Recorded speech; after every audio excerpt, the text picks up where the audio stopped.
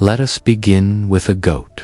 Not a legendary goat, nor a particularly interesting one, just a medium-sized, mildly disagreeable goat with a patchy coat and a tendency to wander. A laborer in the Sumerian city of Nippur.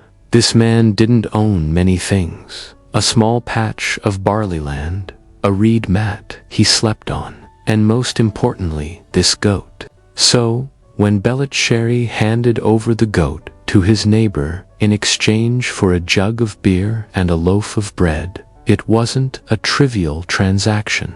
It was a life decision, and it needed to be recorded. The scribes of Babylon weren't concerned with glamour. Their business was numbers, names, dates, and goats.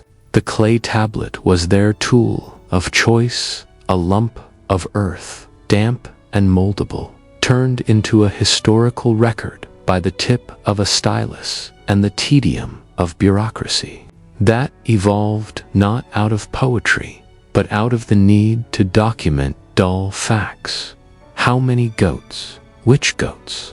What condition were the goats in? Who owed whom what?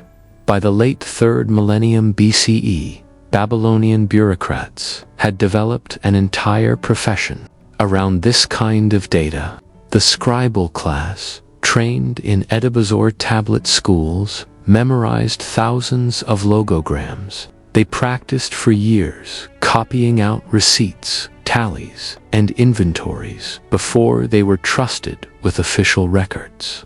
A typical school tablet might read, "One goat, male, young, delivered to Inlel Bani, witness, Ishbiera." It wasn't thrilling, but it was civilization. The goat economy, as it might be called, thrived on predictability. Goats were both livestock and currency. They fertilized fields, provided milk, and became meat. But they were also tax liabilities and bureaucratic headaches. A man could lend a goat and demand to goats back the following spring. If the deal went sour, he could make an enemy. Hence the tablet, an official, state-sanctioned memory of the exchange. The tablet was not just a receipt, it was a shield. In a city like Nippur, where droughts and debt led many to sell their children into indentured service, records were lifelines. A farmer without a tablet might lose his claim to a boundary. A herder without documentation could lose his entire flock in a tax dispute, and the state wanted its records. The Babylonian bureaucracy was fanatical in its devotion to knowing who owned what and where. Government-appointed scribes moved from village to village, tablet in hand, performing inspections. They wrote down the yields of fields, the number of workers, and of course the location and number of livestock. Scribes were not merely clerks. They were the immune system of the economic body. They maintained the kingdom's memory, each line of script reinforcing the idea that the land was orderly, that people's roles were fixed, and that obligations could be enforced.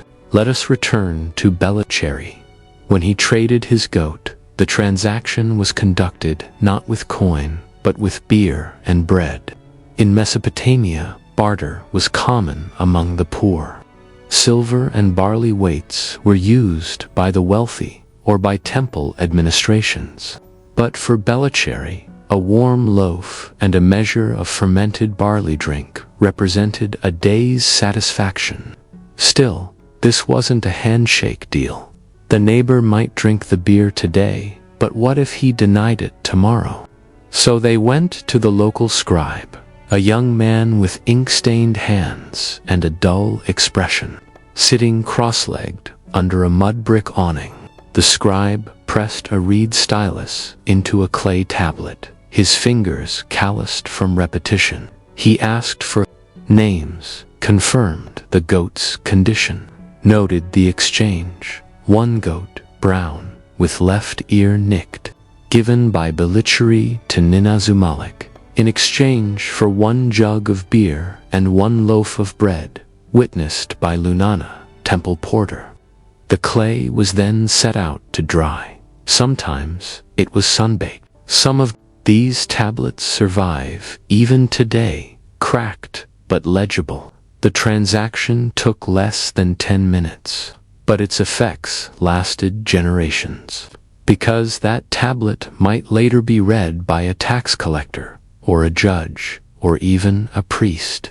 And if one party died or disappeared, the record still stood. Long after the beer was drunk and the bread eaten, the goat's fate was preserved. These bureaucratic fragments offer modern historians a unique window into ancient life. Not the life of kings or generals, but of ordinary people managing ordinary problems.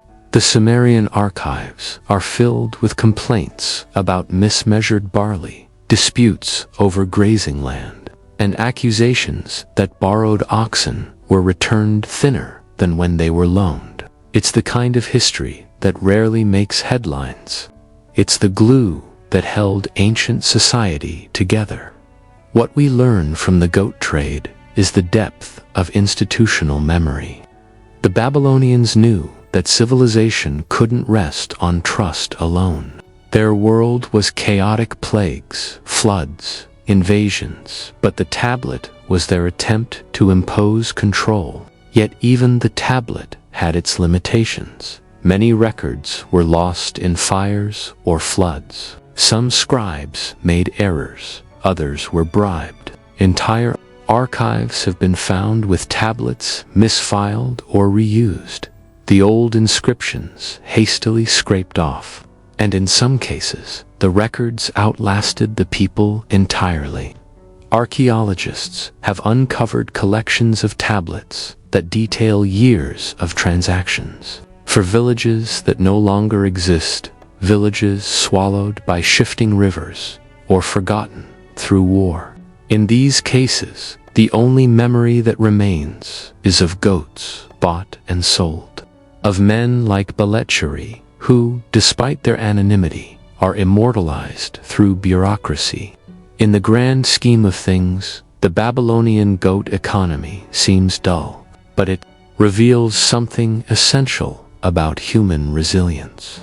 People needed to trade, and they needed to remember their trades. In doing so, they invented one of the earliest forms of data management, not to glorify wealth, but to survive uncertainty. Still, one wonders, what happened when the tablet cracked, or when the scribe's memory failed? What recourse did Belecheri have then? To understand how a goat could become a matter of state concern, we must look more closely at those who recorded it. In ancient Mesopotamia, the scribes were not simple record keepers. They were the quiet architects of order, trained for years, in a system designed to ensure that not a single goat, jar of oil, or bundle of reeds went unaccounted for. Scribes began their education in childhood. Boys almost exclusively male were enrolled in the Edaba, the Sumerian tablet house. The curriculum was grueling. Hours were spent copying word lists, practicing numeric notations, and memorizing the complicated logograms and syllabic signs of cuneiform. It wasn't creative writing. It was the ancient equivalent of bookkeeping boot camp. There were standardized forms for nearly every type of record: loan agreements, boundary disputes, delivery receipts, temple offerings. Each had its proper layout, its correct wording. Students copied model texts over and over again. A mistake could mean starting from the beginning. Discipline was strict. Archaeological excavations have uncovered practice tablets, covered in correction marks, and even teachers' insults carved right into the clay. You are slow. Try again. Your numbers are confused like a drunk man's speech. These young Students eventually graduated into bureaucratic roles. Some worked for temples, others for palaces, and some were attached to merchant caravans or tax offices. Their job was not to interpret, but to preserve. They became the human equivalent of spreadsheets. The scribes formed a distinct, class-educated, respected, and yet often anonymous. They were essential but invisible, much like the modern-day clerks, analysts, and systems administrators whose work sustains entire institutions without ever appearing on a monument. In the cities of Nippur and Babylon, tablets flowed through scribes' hands like water through an aqueduct. A delivery of sheep, tablet. A missed rent payment, tablet. The redistribution of temple beer, tablet. In fact, archives discovered in modern excavations are nothing more than generations of account books baked into history. Temples were especially prolific in record-keeping. The Great Temple of Ina in Uruk maintained thousands of tablets cataloging land holdings, slave assignments, crop yields, and even rations for musicians and beer pourers. It was, in effect, a proto-corporation one whose chief currency was information, and scribes were its memory banks. Interestingly, Mesopotamian scribes often developed an impersonal tone in their writing, even when recording deeply personal matters. A divorce settlement might read, "The woman Lamassu returns to her father's household. Her dowry, 1 cloak, 2 jars of oil, and 1 copper mirrors, returned. No further claim shall be made. No emotion, no backstory, just data, just record, just memory, preserved." The materials they worked with were humble, clay abundant, and durable was their medium of choice. A damp lump pressed flat into a palm-sized square became a contract. A stylus, often made from reed, served as the pen. The act of writing wasn't fluid, it was rhythmic. Press, tilt, press, drag, thousands of times, over decades. And yet, despite its monotony, the scribal system made something remarkable possible. Scale. With scribes, empires didn't need to rely solely on oral transmission or memory. Kings could know how many sheep were grazing in a province they'd never visited. Tax agents could cross-check reports from distant villages. Temple administrators could see how much barley had been offered in sacrifice over a year's time. This allowed for long-range planning, for armies to be provisioned, for irrigation systems to be repaired, for temples to plan festivals that spanned lunar cycles and regional trade schedules. All of it made possible by the cumulative power of dull, precise notes. And yet, ancient bureaucracy was never immune to problems. Tablets could be altered. Scribes could be bribed. Entire records could be falsified if the right temple priest or merchant leaned hard enough. In one notable case from the city of Sippar, a tax dispute reached a temple court because a scribe had mislaid a debt record. The result, a family, was nearly dispossessed of their land because the burden of proof was missing.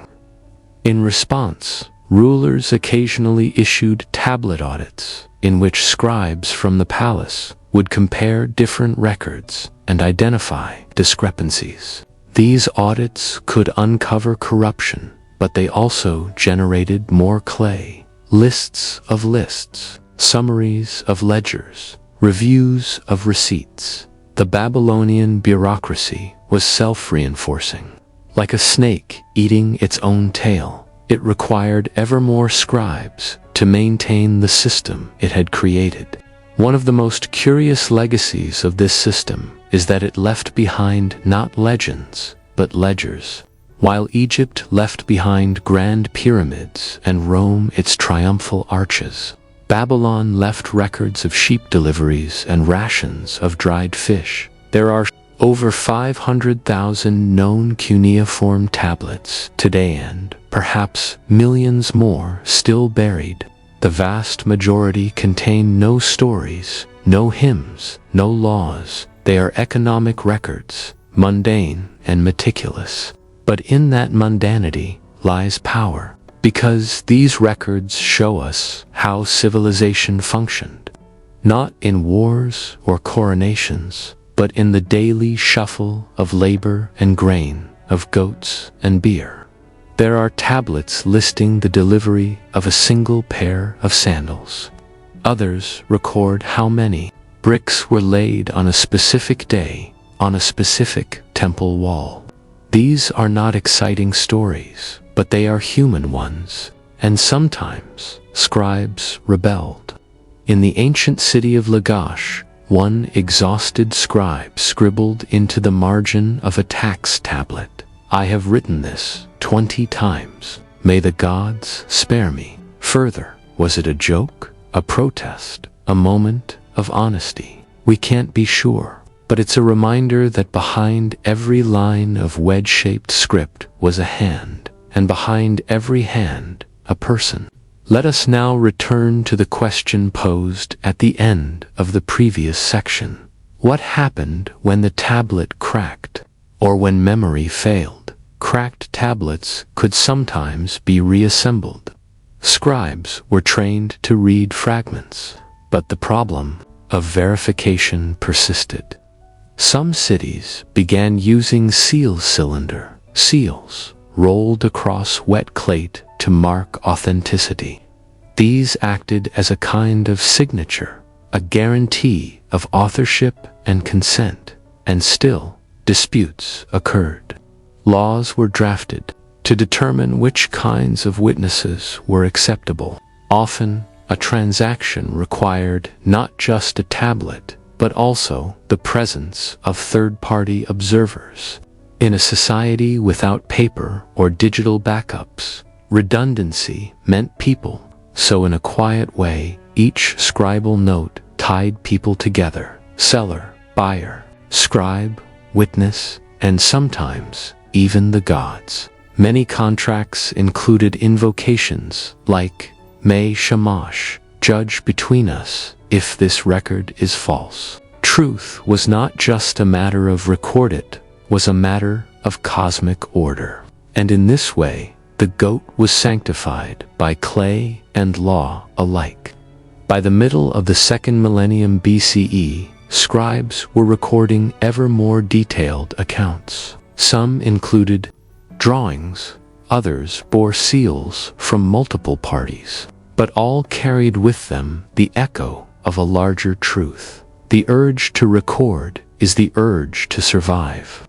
We might be tempted to laugh at the idea of a civilization obsessed with writing down every sheep, every jug, every laborer's lunch.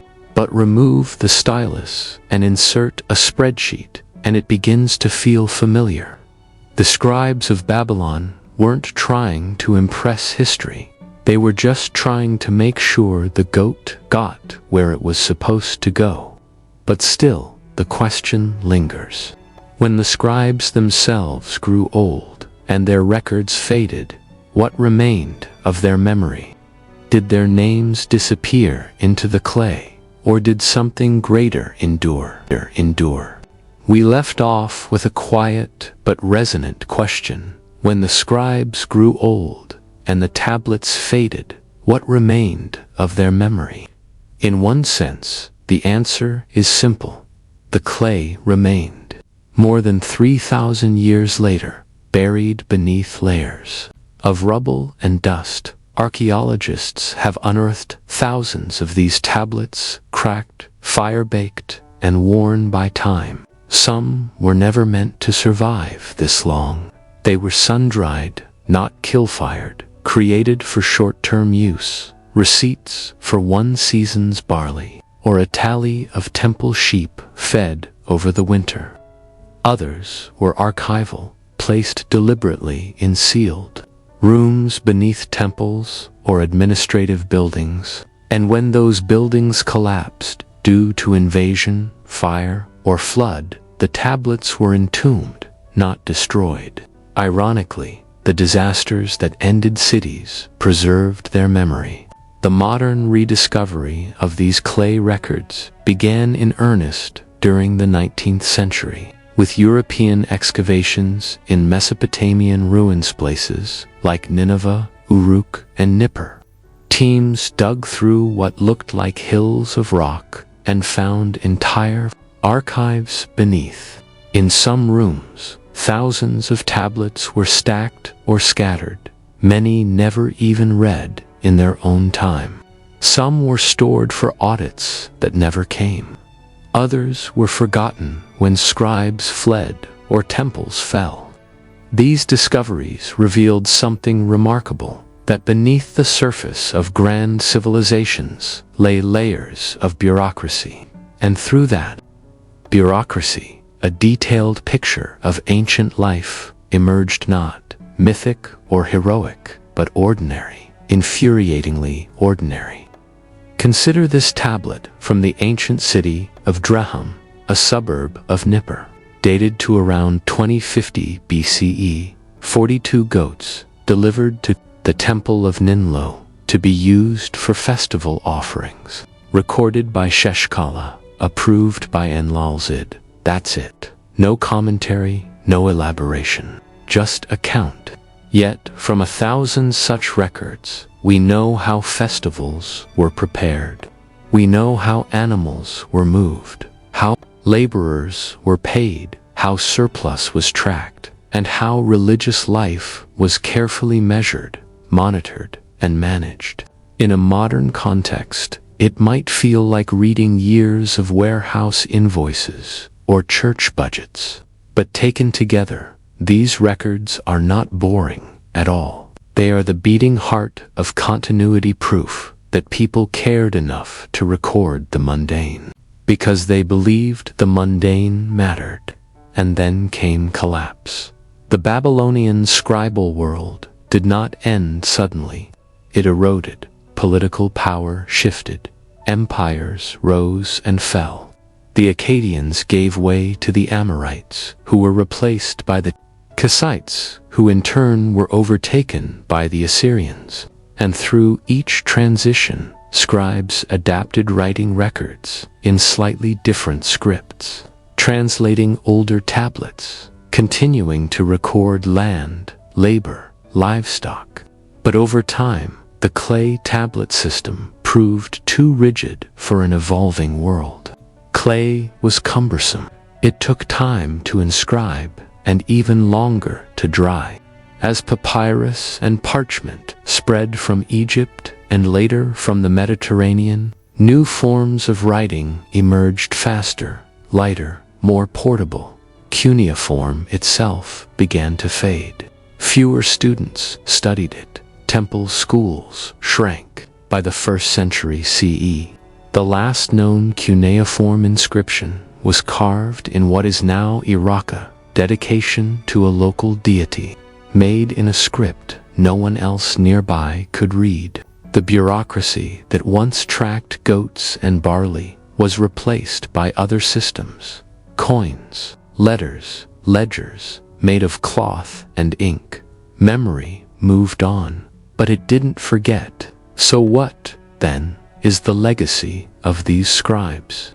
The most obvious answer is administrative. Much of what we now call civilization relies on the very mechanisms developed in Mesopotamia: record-keeping, contracts, taxation, audits. Today's office workers are the inheritors of a scribal tradition that began when someone wanted to make sure his goat deal wouldn't be disputed a week later. But there's another legacy, quieter, more profound. The tablets teach us that survival depends not just on strength or invention, but on documentation. A stable society is one that remembers what it owes, what it owns, and what it promised. Every bureaucratic note, Every scribbled inventory is a small thread holding society together. It's easy to romanticize history, to imagine the past as made up of warriors, kings, prophets, and revolutionaries. But the clay tablets tell a different story. They remind us that civilization is built by people who record things, people who verify details, people who care enough to write down how many goats passed through the temple gate on a Tuesday. And in that sense, the Babylonian scribes were unsung heroes of human order. Let us now return one last time to Belacheri, the goat seller, from our first section. Of course, we don't truly know him. His name, like many others, is a composite, drawn from surviving tablets. But thousands of men and women like him existed. They lived in small homes. They worried about the weather. They negotiated with neighbors. And when they needed to, they visited the scribes. Imagine Belacheri, years after selling his goat, sitting beside his adult son under the awning of a quiet courtyard. He tells the story of that trade not because it was memorable, but because the tablet still exists, tucked into a corner of the family's storage niche. The son picks it up, rubs the raised cuneiform with his fingers, and nods. There's comfort in that kind of continuity, knowing that your words, your decisions, even your goats, have been remembered. And now imagine that centuries later, in the 19th century, a British archaeologist picks up that same tablet, half buried in dust, and reads it by lamplight in a tent on the edge of a ruin. He doesn't know Belacheri, but he knows the shape of the goat, the price of the beer, the name of the witness, and in that moment, across 3,000 years, the memory survives. So what are we to make of this quiet empire of clay? It's tempting to laugh at the idea of such thorough record-keeping over things as trivial as goats, sandals, and barley rations. But we'd be wrong to dismiss it. These were the scaffolds of society. The people of Mesopotamia didn't have electricity, running water, or smartphones, but they had records, and those records kept the wheels turning. Even now, as we live in a digital age of server farms and cloud storage, we are haunted by the same fear that drove the Babylonian scribe. What if we forget? What if someone claims a thing that isn't theirs? What if memory fails? Their solution was clay. Ours is code. But the desire remains the same, to preserve what matters, even if it seems, in the moment, entirely boring. So next time you file a receipt, fill out a form, or scroll through a spreadsheet, take a moment to think of Belacheri, of the scribe under the awning, of the goat with the nicked left ear, and ask yourself, in the great clay archive of human history, what records of our time will remain when the cloud dissolves? You are standing on a dry road just outside the walls of Vindobona modern-day Vienna around the year 105 CE, dust curls behind an ox cart hauling amphorae of oil. To your left, a soldier sharpens his spatha against a worn whetstone. He's young, lean, sunburned. His tunic is stained, his helmet battered. He is a legionnaire of Rome, one of thousands, stationed across the vast territories of the empire. And today is payday. But don't imagine gold coins raining down in some triumphant ceremony. Roman soldiers rarely saw such drama. The truth was far more mundane, and like so much in Roman life, deeply bureaucratic. At the center of it all was the stipendium, the Roman soldiers' official pay. It was regular, regulated, and recorded, and much of it was never paid in coins. Sometimes, it wasn't even paid at all, at least not directly. Instead, soldiers received allotments of grain, salt, olive oil, and wine, the literal building blocks of life. These were issued from military depots and noted down by clerks with styluses and wax tablets. Roman pay stubs weren't slips of paper, they were lines etched into wood, stone, and occasionally bronze. And while they might seem boring to us, they were the backbone of one of the most formidable military machines in human history. Let's rewind a bit. The earliest Roman army, back when Rome was still a city-state, consisted of citizens who fought temporarily. But by the time of Augustus, 27 BCE, 214 CE, Rome's army had become professional. Soldiers now served 20 to 25 years. They trained year-round. They could be sent to the farthest corners of the empire, from the Scottish Highlands to the deserts of Syria. And for that service, they expected compensation. The emperor delivered its sort of under Augustus. Each legionnaire earned about 225 denarii per year. By the time of Domitian, it was raised to 300. Later, emperors would raise it again, less out of generosity and more to maintain loyalty in troubled times. But here's the catch, that money wasn't handed out in full. Up to 1/3 of it was withheld for deductions, food, clothing, and equipment.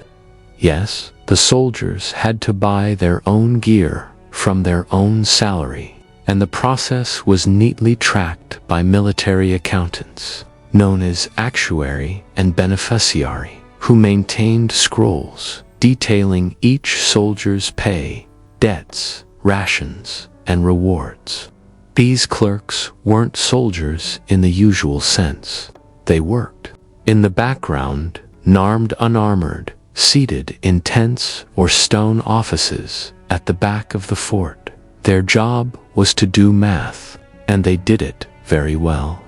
Each soldier's account was kept in an individual ledger, liber rationam. These ledgers recorded how much grain he had taken, how much salt he was owed, whether he was docked for damaged equipment, and even if he'd been fined for a drunken fight or for losing his shield. Many soldiers ended their service in debt to the empire, but some were more fortunate. Upon discharge, a soldier received a premia, one-time cash bonus. By the 2nd century CE, this could be as much as 3,000 denarii, enough to buy land, start a tavern, or simply retire in peace. It was a promise, a reward, and above all, a powerful incentive to stay loyal. So, where does salt come in? The word salary is believed to come from salarium, a stipend, possibly associated with salt. The popular idea that Roman soldiers were paid in salt is more symbolic than literal. In reality, salt was a ration, a part of their logistics, but it was vital. Salt preserved meat, healed wounds, and flavored the otherwise dreary army porridge of grain and oil. Every fort had a designated salt store. Distribution was timed, counted, and signed off. The actuarius would note it in the ledger. Salt, oil, wine, and bread were not bonuses. They were expected parts of the compensation system. Miss a salt delivery, and morale would plummet. Roman logistics, dull, precise, and immense, was the lifeblood of empire. The military supply chain stretched for thousands of miles. Grain from Egypt fed legions in Gaul. Olive oil from Hispania was sent to Britain, and all of it was tracked through tablets, receipts, and reports. The Roman army was not just a machine of war. It was a machine of paperwork. And then there were the deductions. Lost your sandals, that's 2 denarii. Ripped your tunic in a brawl, another deduction. Late to formation, fined. Soldiers could even be fined for losing their pay. Stubba, physical token or document proving what they'd received. Some were issued stamped bronze diplomas, military records affirming years of service and entitlements. Others relied on smaller tags and tablets stored in the administrative quarters of the fort. These records were double-checked during inspections by legata senior officers who occasionally audited the payrolls and questioned the numbers. Soldiers dreaded these visits. A clerical error could delay a stipend by months, yet the system worked mostly. Legions kept moving. Supplies arrived. Payments eventually went through. Of course, corruption existed. Officers skimmed pay. Contracts were inflated. Supply carts disappeared en route. Occasionally, entire legions revolted not over glory or honor, but over unpaid wages. The mutiny on the Rhine in 14C, shortly after Augustus's death, was sparked by soldiers demanding overdue pay and earlier retirement. They built barricades, attacked their officers, and even sent envoys to the emperor demanding reforms. Tiberius, Augustus' successor, sent his son Drusus to handle it. But the solution wasn't military, it was financial. Drusus promised immediate payouts, increased stipends, and shorter terms of service. The scribes returned, ledgers in hand. The uprising dissolved, not with swords, but with revised pay stubs. All of this was fueled by an empire obsessed with order. The Romans believed that discipline wasn't just about marching or fighting, it was about accounting.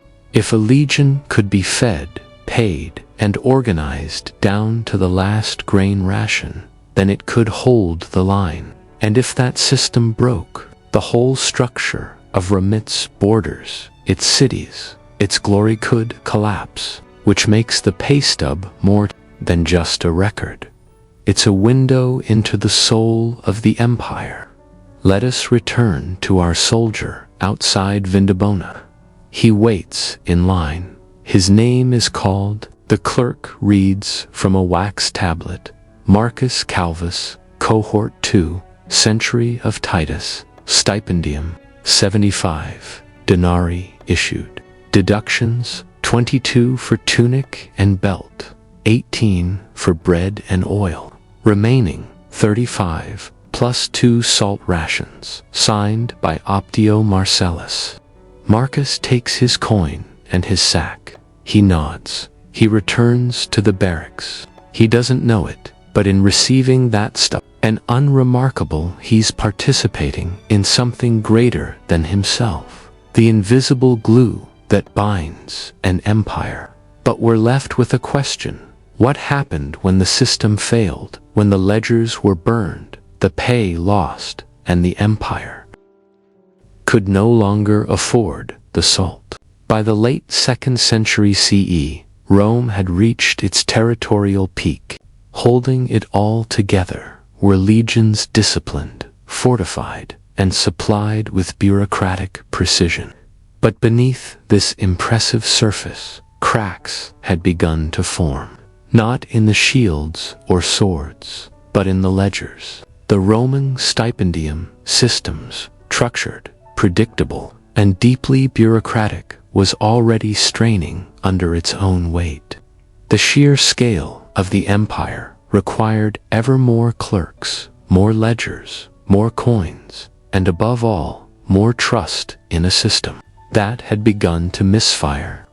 Let us begin with a quiet disaster. Coinage debasement. Starting in the mid-2nd century, emperors facing rising costs from frontier wars, civil unrest, and grand building projects began reducing the silver content in the denarius, the backbone of Roman military pay. At first, it was subtle. Under Emperor Nero, the silver content dropped slightly, from about 94% to 85%. Then, further, under successive emperors, by the reign of Caracalla in the early 3rd century, the denarius was only about 50% silver. Soon, it was far less. Soldiers were being paid in coins that looked the same but bought half as much. The paperwork still said 300 denarii, but the reality was far leaner, the soldiers noticed. In 193 CE, the so-called year of the 5 emperors, a new precedent was set. The imperial throne was literally auctioned off to the highest bidder by the Praetorian Guard, who demanded a massive bonus in exchange for their loyalty. The winner, Didius Julianus, paid a pound reigned for just 66 days before being executed. This wasn't a quirk, it was a signal. Loyalty now came with a receipt. Emperors began issuing donativa special, one-time payments to soldiers to secure their allegiance. These were recorded alongside regular stipends and ration logs. It wasn't enough to be emperor. One had to pay to be emperor. The record-keeping grew heavier. Army accountants had to track not just base pay and rations, but donatives, bonuses, land grants, and irregular payments issued during mutinies or political transitions. The ledgers ballooned, and yet the state grew poorer. Emperors minted more coins. They printed more promises. But the grain deliveries came late. The salt ships stalled. And when rations failed, morale failed. In 235 CE, the army assassinated the Emperor Alexander Severus on the Rhine frontier. Why? Among other reasons, he had tried to negotiate peace with Germanic tribes rather than fighting them, and worse, no longer trusted that the scribes' records would be honored. Paper without coin was wind. We have records from this period that revealed the bureaucratic fatigue in a fragmentary account from the Egyptian outpost at Karanis. A supply clerk notes, 2 soldiers of the 2nd cohort demand grain not recorded in previous issuance. They claim sickness during distribution. Officer disputes. Note forwarded to Alexandria for confirmation. And still the scribes tried. In forts along the Danube and in dusty corners of Syria, clerks continued to inscribe tablets and scrolls, documenting every tunic issued, every wine amphora unloaded, every sword replaced. They were documenting a system whose gears were grinding against sand. What's remarkable is not that the system broke, but how long it survived. Even into the 4th century, soldiers still received pay ledgers, often inked onto papyrus scrolls, or wooden tablets recording stipends, deductions, and bonuses. Some were given certificates of service, diplomata engraved in bronze. Many of these documents still exist. One from 122 CE, found near modern-day Germany, reads, "Let it be known that Titus Flavius he is hereby granted Roman citizenship and land to the south of Augusta." Clerks were bribed. Loyalty now came with paperwork, but truth was increasingly negotiable. The cracks widened. In 274 CE, the short-lived Gallic Empire, a breakaway Roman state in Western Europe, issued its own coins and pay records. It tried to maintain the traditional stipendium system, but without access to North African grain and Eastern silver mines, it relied on inflated currency and localized taxes. It failed. Within a few years, its soldiers refused service unless paid in goods not coins, salt, cloth, oil, grain. The empire had come full circle. Soldiers were again trading military service for daily necessities, recorded by tired clerks in makeshift offices. And yet, through it all, the bureaucracy endured. Even as emperors rose and fell, some ruling mere months, the ledgers kept being copied. Even as frontier forts were overrun, clerks tried to salvage records, stub their paper-proof, because the stipendium wasn't just about money. It was about dignity. A Roman legionnaire might spend 20 years trudging through mud, sleeping on wooden bunks, fighting wars he didn't understand. But when he went to the scribe and saw his name in the ledger, when he received his rations, his coin, his bonus, he felt seen, recorded, real. It's not so different today. Let us return briefly to the Danube frontier, to a fort half collapsed and overgrown. In a buried room beneath a guardpost, archaeologists discovered hundreds of wooden writing tablets, dating from the 1st and 2nd centuries. Many were mundane: delivery lists, inventory tallies, guard rotations. But one fragment stood out. It was a personal letter, likely written by a scribe. It reads, "I hope this finds you well. My stipend is again delayed. The quartermaster says the ship is late. I have saved some salt and a little wine. I think of our garden in spring. Tell mother not to worry." It's not history, per se, but it is humanity. Amid all the measurements and figures, one man still hoped to get paid, missed his family, and worried about rations. The Roman pay stub, whether in wax, wood, or bronze, was not just an accounting tool. Empire crumbled soon after. But one final question remains. When the Roman world faded and soldiers laid down their swords, what happened to all the ledgers, scrolls, and stubs they left behind? Did the memory of their labor endure, or was it buried under the ruins of bureaucracy? When Rome fell not all at once, but in waves of retreat and collapse, its roads broke apart, its legions disbanded, and its temples crumbled. But perhaps the quietest and most poignant loss was not of stone or sword, but of paperwork. Scrolls, wax tablets, and scribal archives disappeared, not destroyed by fire or malice, but by something far more mundane: neglect. No longer relevant, no longer maintained. The salt shipments stopped, the stipends dried up, and the ledgers, so carefully kept for centuries, were left behind, one by one, to rot in empty storehouses and abandoned forts. The empire had been a machine built on records. Think of the sheer administrative weight of it. 30 legions spread across thousands of miles, each with quartermasters, scribes, tax collectors, payroll officers, and supply clerks. Every soldier was tracked: his gear, his conduct, his deductions. Every crate of grain that left Alexandria for Gaul had a receipt. Every missing tunic triggered a memo. Every bonus had to be recorded, sealed, and verified.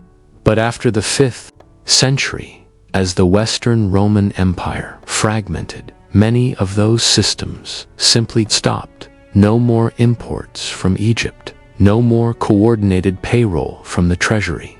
Some frontier legions stopped being paid at all, and instead settled where they were stationed, married local women, and melted into the communities they were once meant to guard. Their pay stubs, if they still had them, were just curiosities. Now, memories of an empire that no longer existed. But not everything vanished. In places like Vindolanda, along Hadrian's Wall in northern Britain, The earth preserved what fire and flood could not. In 1973, archaeologists uncovered a cache of thin wooden tablets, pressed with Roman ink and covered in Latin script. These were the mundane documents of Roman life: leave requests, inventory checks, private letters. One tablet simply read, October 3rd, received 15 modi of barley, delivered to stables, signed Rufinus. Another, slightly more personal, I have sent you socks, 2 pairs of sandals, and underpants. Be well, my dearest. These weren't stories told in marble, they were told in ink, and they reminded us that beneath the image of the all-powerful Roman war machine were cold feet, tired clerks, and sacks of barley quietly delivered to a stable at sunrise. So what did happen to the system after Rome? In the East, the Byzantine Empire, Rome's Greek-speaking continuation, preserved much of the administrative tradition. Its soldiers were still paid, its ledgers still kept, though the forms shifted from Latin to Greek, and the pay structure became tied to land grants known as themes. In the West, however, something stranger happened, a period of administrative amnesia. The new kingdoms that rose from Rome's ashes, the Visigoths, Ostrogoths, Franks, often lacked the same obsession with documentation. Their rule was based more on personal loyalty, land, and inheritance. They issued fewer records. They relied less on centralized bookkeeping. In many cases, they simply didn't know how to keep records at Roman scale. Literacy among administrators plummeted. Scrolls from the Old Order became useless or unreadable. Ironically, it was often the church, not the state, that inherited Rome's paperwork instinct. Monasteries became keepers of old legal forms. Bishops maintained copies of Roman laws and adapted them for use in local courts. In some regions, church scribes preserved not just scripture, but the format of receipts, contracts, and tax records. A monk in 9th century France might use a template that looked eerily like a Roman stipendium entry, adjusted for tithes and harvest dues. But the military paestubrum's original bureaucratic promise vanished as a living document. There were no more bronze diplomas, no more stipend tables carved in stone. By the 7th century, Europe's soldiers no longer received regular wages from a centralized state. They were paid with land, favors, or not at all. In a strange way, it marked the return of something older, when warriors served for plunder or loyalty, not for denarii and deductions. So how do we remember them, those bureaucrats, scribes, and soldiers? In fragments. A chipped stone in Tunisia listing oil shipments to a cohort. A parchment scroll in Egypt detailing delayed grain pay due to Nile flooding. A wax tablet in Gaul recording a soldier fined for losing his helmet. They are dull, so dull, in fact, that for centuries they were ignored. But then something changed.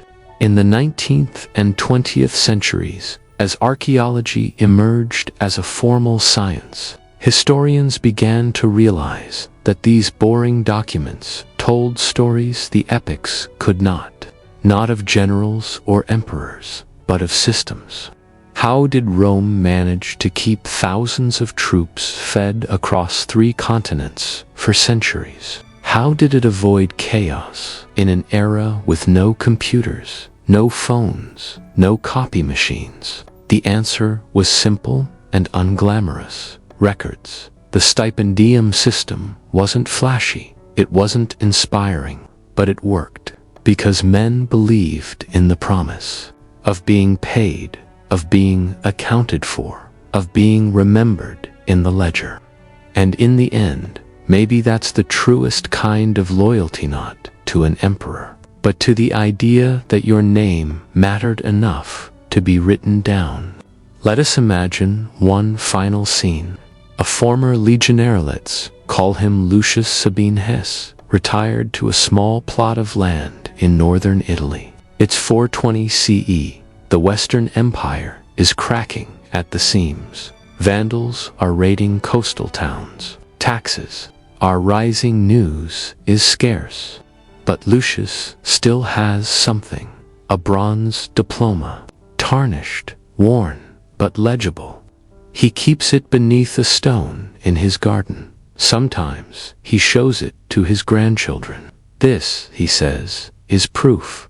I served. I was paid. I mattered.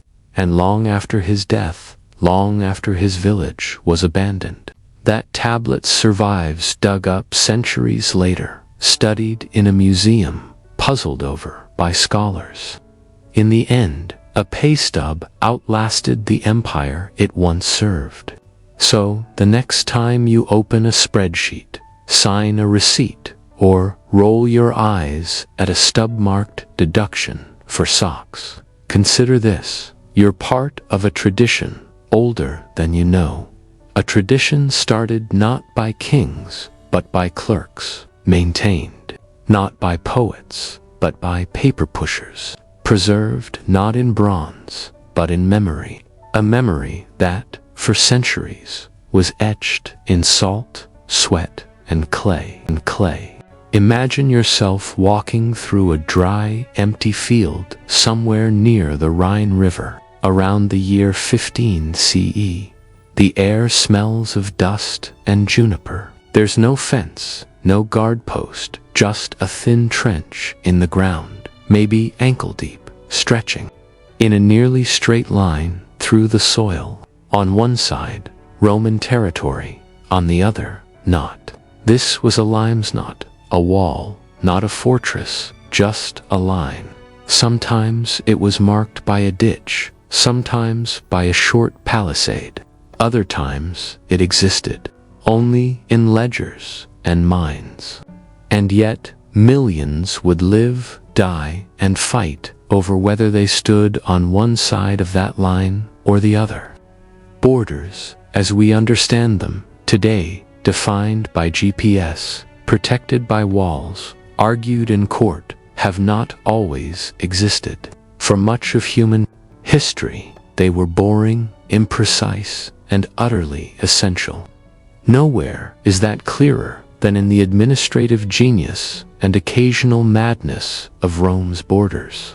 To grasp how Rome managed its territory, we must begin with the agrimensors, the Roman land surveyors. These weren't generals or senators. They were technicians, quiet men with straight sticks and good eyesight. Their job was to walk, measure, map, and divide. Armed with tools like the groma, a kind of ancient crosshairs system made of wood and lead weights, and a set of wax tablets, they carved up conquered land into centurio grids of 100 heredia, the Roman land unit roughly equal to 50 acres. These parcels were then allocated to veterans, settlers, or the state. Each grid was mapped and recorded in a cadastre land registry. And here's the fascinating part. These boring, bureaucratic records were enforced by Roman law and Roman military power. Disputes over who owned what were settled not in battle, but in court tour by referencing a parchment map sealed in a local magistrate's archive. But there was a problem. The world doesn't come in grids. Rivers meander, hills rise and fall, forests grow, shrink, or burn. And so the surveyors had to make adjustments. They recorded irregularities. They marked trees, stones, or roads with notches, bronze plaques, or even sacred boundary stones known as termini. One such marker survives near modern-day Tunisia. It reads, "Boundary of the land of Marcus Vetus, measured by agrimensor Lucius Vibius, under order of the proconsul, disturb not this line. To disturb a terminus stone was not just a crime, it was a sacrilege. The god Terminus, yes, Rome had a god of boundaries, was believed to protect these markers. To move one was to provoke divine wrath along with legal consequences. In essence, the Romans turned surveying into a religion. Now imagine how this system met the chaos of conquest. Rome would invade a region, say, Gaul or Dachand. After the dust settled, the real work began. Surveyors moved in, they measured, they filed reports, they wrote names into ledgers. The conquered land became mapped land. Once mapped, it could be taxed, settled, and governed. That quiet transition from wilderness to ledgers, how Rome expanded. Borders were not front lines, they were frameworks, and the army respected them deeply. Which brings us back to the limes, Rome's most famous border concept. The limes Germanicus stretched along the Rhine and Danube, comprising roads, watchtowers, ditches, and small forts. It was not meant to keep everyone out. It was meant to control flow of people, goods, and especially taxes. Think of it like a customs zone. Traders could enter, register, pay a toll, and move on, but unregistered movement that drew attention. And so Rome patrolled the line not to fight daily, but to check paperwork. This system functioned best when everyone agreed on what the line meant. But sometimes the paperwork didn't match the terrain. When rivers changed course or surveyors erred, borders became disputed. Consider the quiet but consequential case of Decimus Laelius, a Roman landowner in Hispania in the 1st century CE. His estate sat near the official boundary between two provinces. After a flood shifted the river, provincial taxes changed and, suddenly, he owed double. He appealed. His case went to Rome.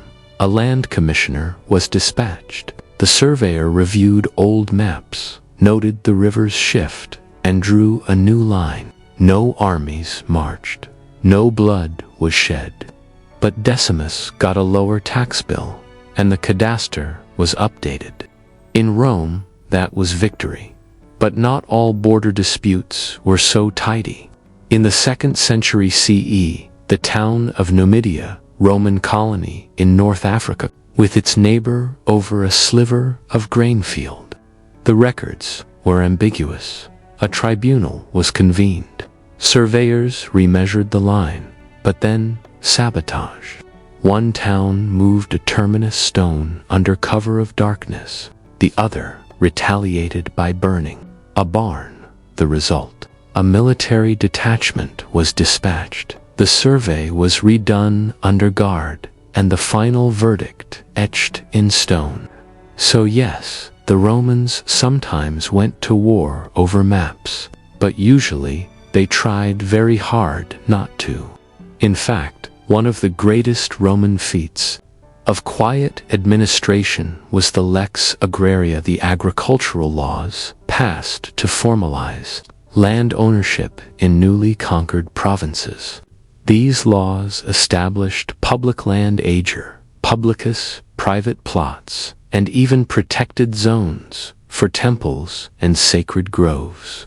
These definitions weren't just written, they were inscribed on bronze and stone, placed in public squares for all to see. The idea was simple: transparency prevents violence. Because once the line is in writing and the stone is sealed, becomes harder to dispute. So where does all this lead? To an irony. Rome, the greatest military power of the ancient world, preferred to win through measurements. Their generals conquered, their surveyors secured, and the empire, in large part, held together because of people you've never heard of: scribes, clerks, agrimensors, who understood that a stable border starts with a stable map. But what happened when the maps no longer matched the reality? What happened when floods, politics, or poor records made people question the lines? And what happened when the surveyors stopped showing up? By the mid-3rd century CE, the Roman Empire was facing not only political chaos and economic crisis, but also something far more subtle. Its borders had begun to fail. Not dramatically at first. There were no cataclysmic collapses. Instead, the failure came quietly, slowly, like ink fading from a scroll left too long in the sun. The lines that once divided province from province, citizen from foreigner, taxable land from untaxed, those lines began to blur. And it all began with the mapmakers disappearing. Let's return to the limes Germanicus that once maintained frontier stretching hundreds of miles through forests and riverbanks. Originally, each section was patrolled by cohorts units stationed at mile castles and watchtowers, overseen by commanders with strict logs and route schedules. Those commanders also reported directly to provincial governors, who in turn sent reports back to Rome detailing not only troop movements, but land usage, tax output, and border interactions. But by 250 CE, the frequency of these reports had dropped. Surveyors stopped visiting the more remote outposts, and in many provinces, land records weren't being updated. Why? Because of a perfect storm, a rapidly changing climate, repeated invasions, a weakening central government, and overstretched administrative class. The clerks and scribes were still trained, but there were fewer of them. Many had been killed in frontier violence, or conscripted to serve other purposes. The paper trail frayed. Let's take a closer look at a real border problem: the shifting course of the Danube.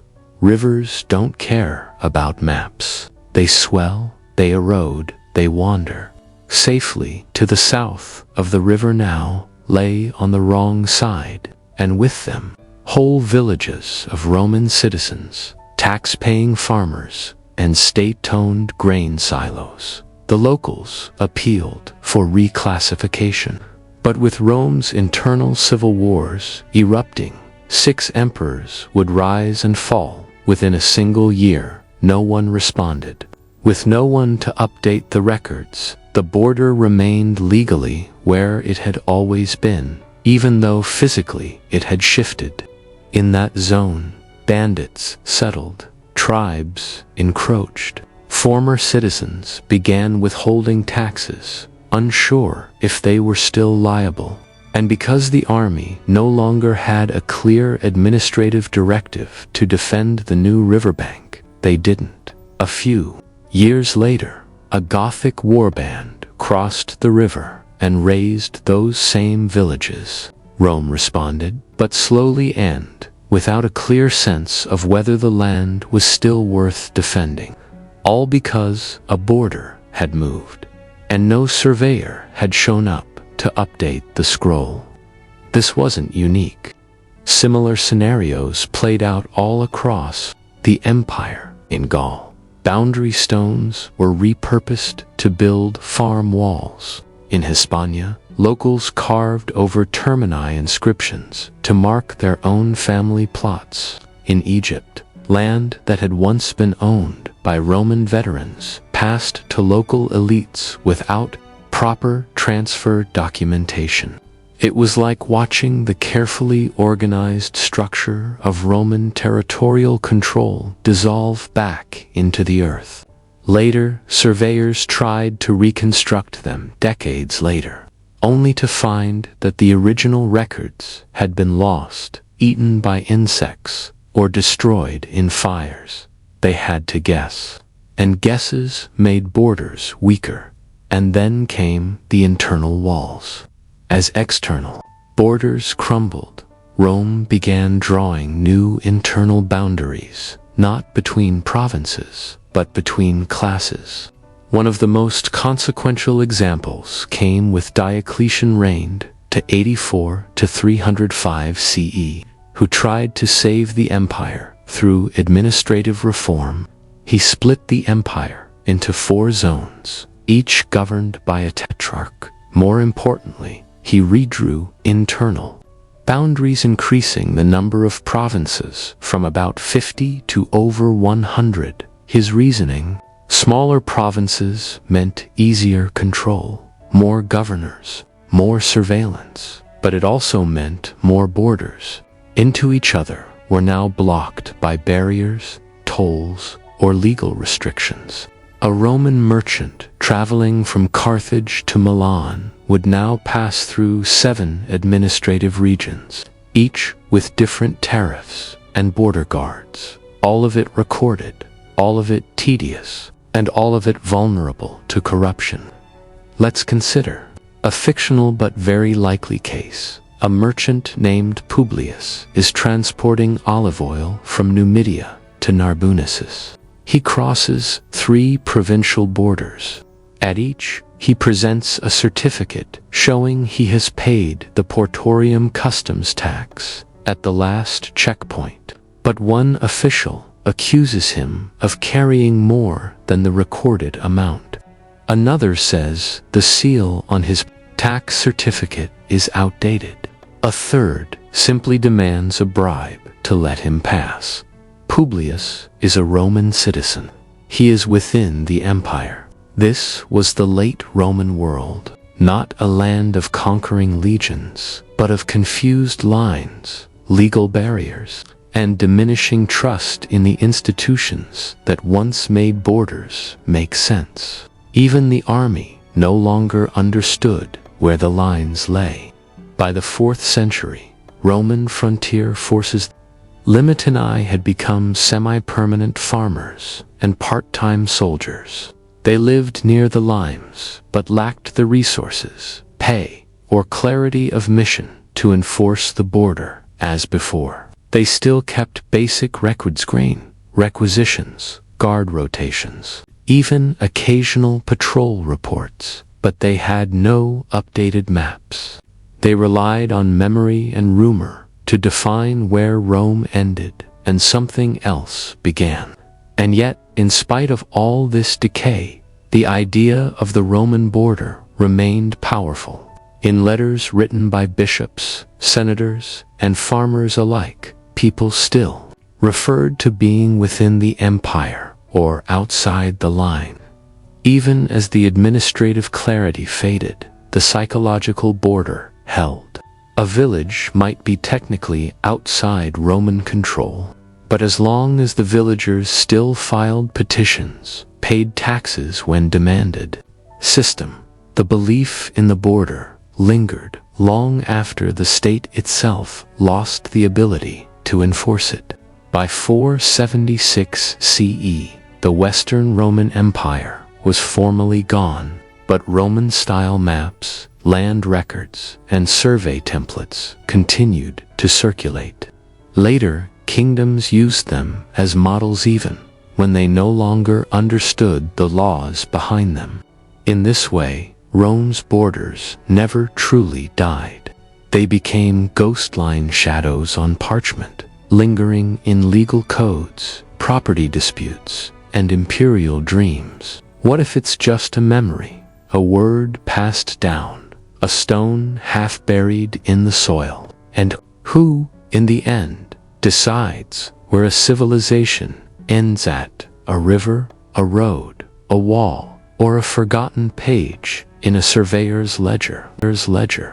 The Western Roman Empire was declared officially fallen in the year 476 CE, when the last emperor, Romulus Augustulus, was deposed by the barbarian chieftain Odoacer. No great army marched across every province, no final wall collapsed, and yet something irreversible had changed. The imperial court was silent. The tax collectors stopped knocking. The roads grew grass. But even after the banners came down, the borders didn't vanish. They remained ghostly, half-forgotten, and persistent, in roads that led nowhere, in stones half-buried in the soil, in land disputes between villages that no longer remembered why they fought, and most curiously, in the minds of people who still believed in them. Take the curious case of Theodoric the Great, a Gothic king who ruled Italy in the late 5th and early 6th centuries CE, a so-called barbarian. Theodoric nevertheless preserved Roman laws, upheld the land registries, and ordered surveyors to remap sections of the Italian countryside using ancient Roman centuriation grids. Why? Because the Roman way of dividing land was familiar even after the empire fell. It gave a sense of order, ownership, legitimacy, and perhaps more importantly, boundaries drawn by Romans still carried weight. In Theodoric's Italy, farmers could point to worn-out landstones and argue, "This field was granted to my grandfather under the Lex Julia." It didn't matter that the law itself hadn't been enforced in generations. What mattered was that the boundary existed and people believed in it. This persistence wasn't just a quirk of Italy. It happened across Europe. In parts of modern France and Spain, Roman land boundaries continued to define rural property lines well into the Middle Ages. Roads laid out by Roman surveyors remained the official limits between villages. Disputes were still settled by referring to long-dead emperors, decrees often poorly remembered and partially interpreted by scribes who couldn't read Latin fluently anymore. In some cases, Roman place names endured even when the language around them had changed. A man might live in a Frankish village, speak a Germanic tongue, and follow Christian law but still refer to his vineyard as being in the third field of the centuria, as if the old maps still meant something. Even the church, that rising authority of post-Roman Europe, leaned on Roman border logic. Bishops organized diocese church territories along Roman provincial lines. Monasteries inherited land with titles rooted in Roman law. Papal scribes used Roman-style charters to define the holdings of abbeys, often citing boundaries that had not been surveyed in 200 years. In this way, Rome's bureaucratic imagination, its capacity to draw a line and make it real, outlived its own armies. And yet, even as these ancient lines lingered, new rulers began to reshape them. In the 8th and 9th centuries, Charlemagne and his successors carved new kingdoms across the former Roman world. They created marsh buffer zones along frontiers, ruled by margraves, literally, border counts. The idea was inherited from Rome's old limes systems, but with less precision and more improvisation.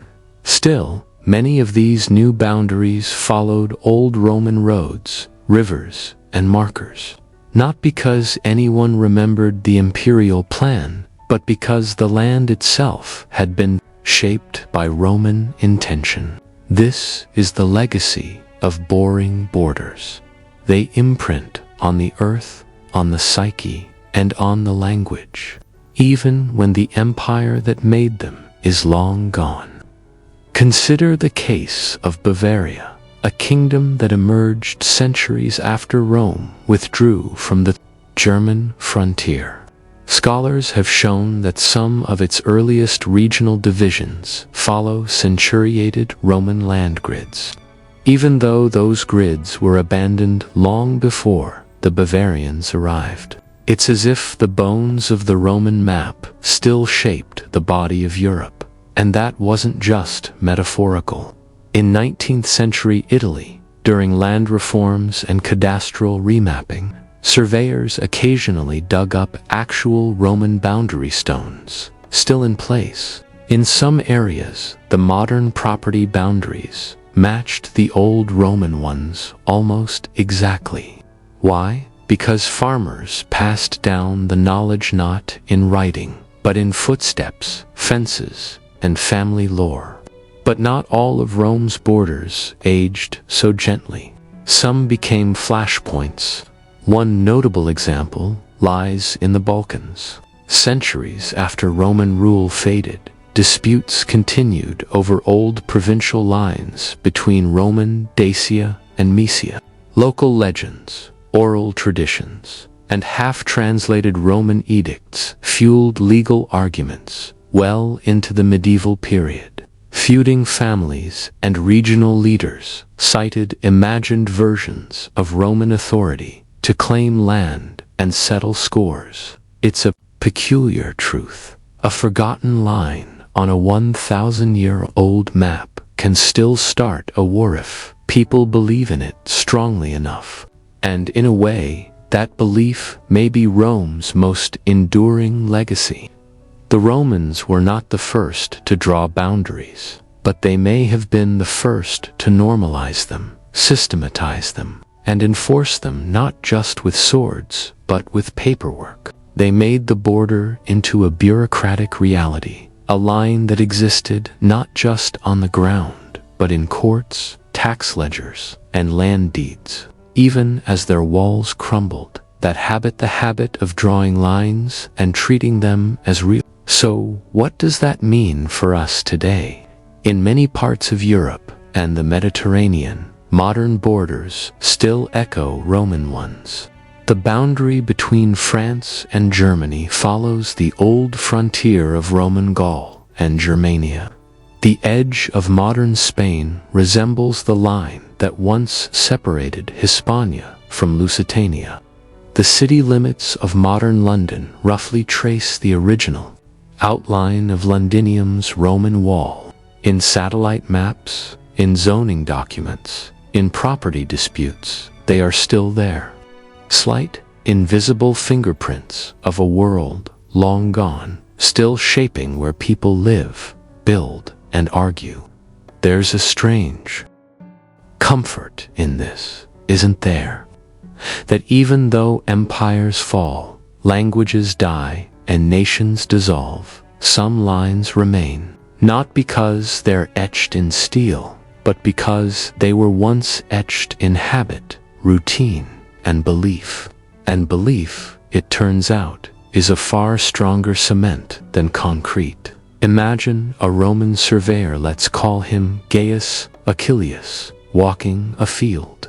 In 42 CE, he presses his groma into the earth. The crosshairs line up with a distant olive tree. He marks a spot. He scratches a note into a wax tablet. He is tired. He is not famous. He does not think of himself as shaping history. But 2,000 years later, a farmer plants a vineyard along that same line. Not because he knows Gaius, not because he understands the centuria, but because the land remembers. And maybe that's the most human thing of all, that we keep walking old paths, even when we forget who made them. It's the year 167 CE, and somewhere in the city of Rome, a man named Gaius Valerius Proculus sits hunched over a wax tablet. He is not a general, nor a physician, nor a priest. His job is not to fight wars or perform miracles. His job is to count. Today, he is counting the dead. A plague later, called the Antonine Plague, is sweeping the Roman Empire. It began in the east, perhaps brought back by returning legions from the Parthian front. No one is quite sure. What they do know is that people are dying, quietly, quickly, without ceremony, and in the middle of this semid incense and rumor and fear, someone still needs to keep the records straight. Gaius works in a dusty back room of a city archive. The air smells of mold, beeswax, and ink. Around him are rows of scrolls and tablets, land records, tax lists, grain inventories. Now, a new category is being added: mortality rolls. Each day, runners arrive with updates from the city's Wicatha neighborhood administrative units. A typical entry might read, Vic I Porta Capena, 9 deaths, 3 children, 2 freedmen, 4 citizens, names recorded. This is the part of plague history we rarely hear the paperwork. While physicians theorized and priests prayed, the state quietly did what it always did. It recorded, especially death. The Antonine Plague, 165 to 180 CE, is estimated by modern scholars to have killed up to 10% of the Roman population. In cities like Rome, Alexandria, and Antioch, the daily death toll sometimes reached into the hundreds.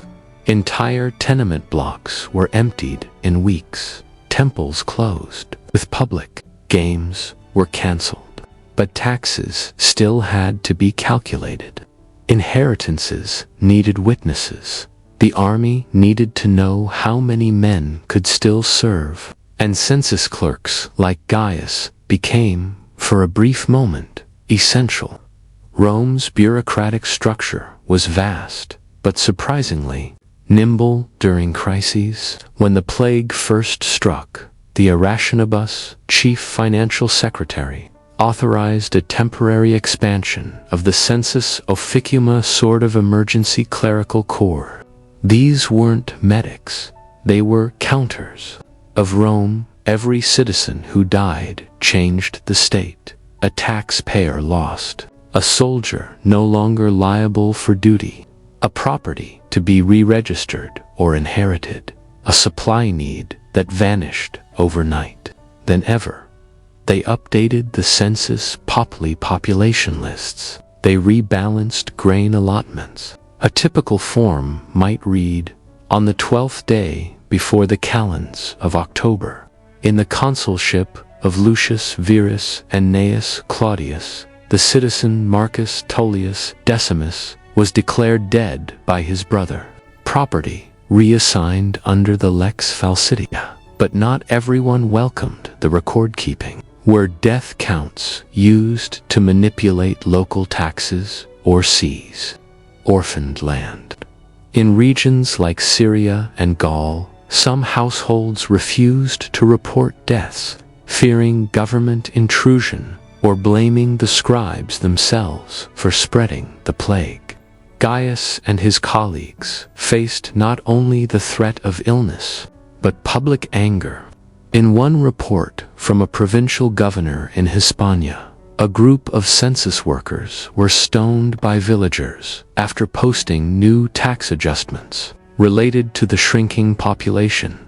And yet, the work continued. Why?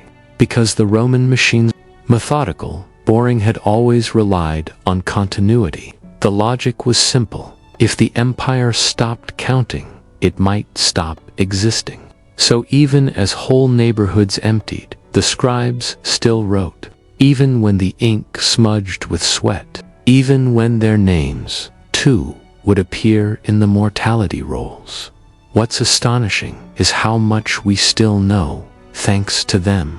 Today, scholars can estimate the death toll of the Antonine Plague not just through graves, missing conscription records in Cappadocia, accelerated orphan registration in central Italy, temple offerings reduced in scale, marked on public inscriptions, marriage contracts cancelled or altered, with death notations scratched in the margins. Each of these dull administrative artifacts tells a quiet story. Someone died, someone noticed, someone wrote it down. Let us pause here and return to Gaius. He has now added over 400 names to the death rolls this month alone. His handwriting is less steady.